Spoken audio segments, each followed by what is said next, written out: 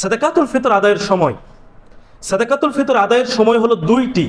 একটা হলো ফজিলতপূর্ণ উত্তম সময়, আর আরেকটি হলো জায়েজ সময়। ফজিলতপূর্ণ উত্তম সময় কোনটি? ঈদের দিন সকালে ঈদগাহে যাওয়ার পূর্বে সাদাকাতুল ফিতর আদায় করা, এটা হচ্ছে ফজিলতপূর্ণ উত্তম সময়। আবারও বুঝেন, ঈদের দিন সকালে ঈদগাহে যাওয়ার পূর্বে সাদাকাতুল ফিতর আদায় করা ফজিলতপূর্ণ উত্তম সময়।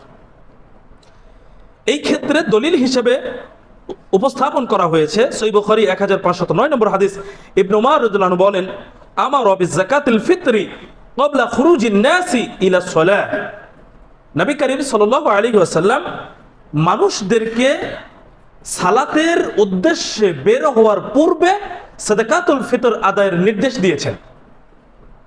তাহলে ঈদগাহে যাওয়ার আগে আমাদেরকে সাদাকাতুল ফিতর আদায় করতে হবে। জায়েজ সময় কোনটি? জায়েজ সময় হলো ঈদের একদিন 2 দিন পূর্বে সাদাকাতুল ফিতর আদায় করা, এটা জায়েজ।